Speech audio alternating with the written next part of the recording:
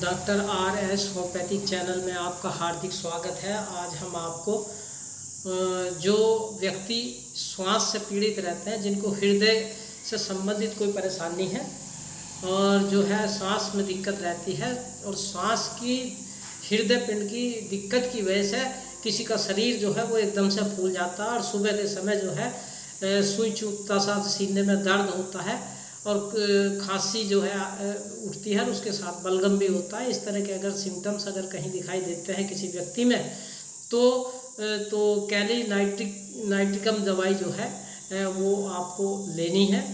30 number की ले लें तो आपको रिलीफ आएगा, बहुत अच्छा रिलीफ आएगा और आप लीजिए और फ़ायदा उठाइए।